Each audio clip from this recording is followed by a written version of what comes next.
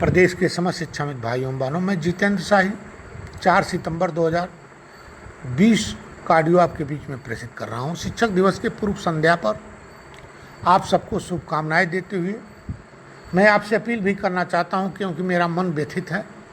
कुछ पोस्ट मैं देखा हूं सोशल मीडिया पे, उस पोस्ट को देखकर मुझे लगा है कि आपके बीच में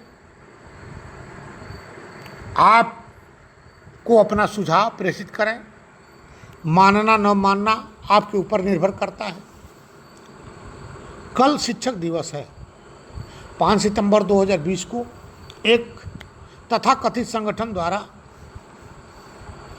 एक नामकरण किया गया है। उस नामकरण का अर्थ यदि उनको समझ में नहीं आता है तो अर्थ को समझ लेते, तब वह दिवस का नाम लेते जिस दिवस का नाम वो लिए।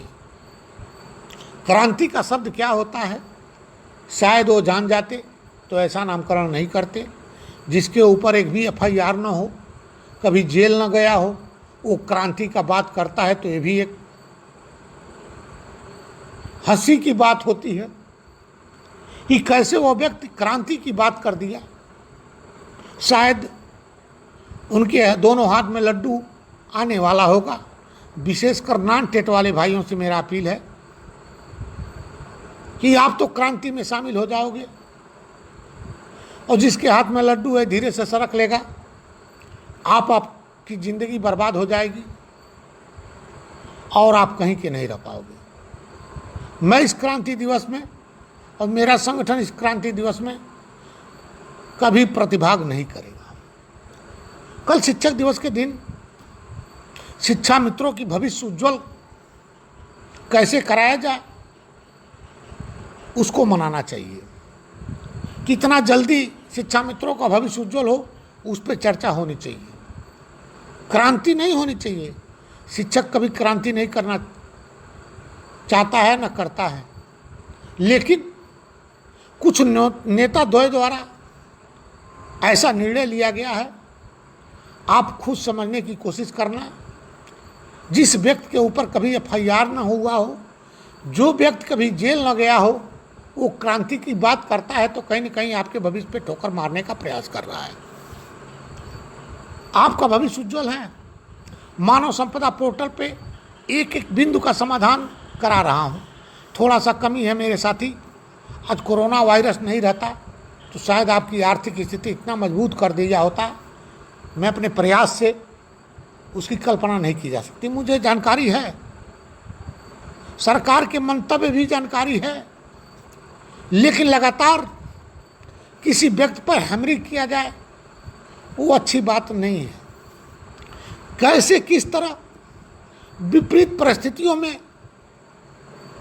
कार्य करके एक आदर्श बना जाए उस पर विचार विमर्श होनी चाहिए, लेकिन विपरीत परिस्थितियों में विपरीत बना जाए तो ये शोभा नहीं देगा। सरकार सरकार होती है, हर सरकारों की कार्यशैली अलग अलग होती है। इसको आप खुद समझते हैं, आप समझदार भी हैं। ज़्यादा नहीं कुछ कहना चाहता हूँ।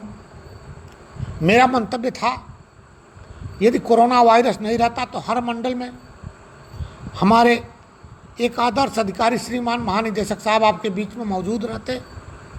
आप उनसे विचार विमर्श कर लेते, वो आपको शिक्षा का ज्ञान दे देते, इसी में सबका भला हो जाता। लेकिन कोरोना वायरस के नाते मैं साथियों आपके बीच में उनको नहीं ला पा रहा हूँ, लेकिन एक बार प्रयास करूँगा कि हर मंडलवार अपने पदाधिकारियों के साथ वर्चुअल मीटिंग करा दूँ। मेरा प्रयास है, लेकिन प्रयास में कितना सफल होंगे यह भविष्य की बात है। यह मेरा प्रयास जारी रहेगा कि आपकी सभा शिक्षा उन्नयन गोष्ठी के आधार पर किया जाए, जिसमें अपनी समस्या भी आप रख लें और शिक्षा पर प्रकाश भी डाला जाए कि गुणात्मक शिक्षा कैसे उपलब्ध कराई जाए बच्चों को कि उनका भविष्य उज्जवल हो सके।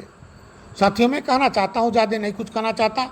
अपनी वाणी को विराम देते हुए इतना ही कहना चाहता हूँ। मैं संकल्प के साथ कहना चाहता हूँ कि आपका भविष्य उज्जवल कराने का प्रयास कर रहा हूँ।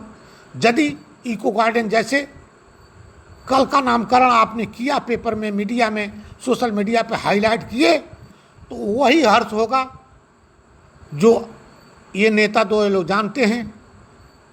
जिंदगी बर्बादी के सिवा कुछ नहीं मिलेगा।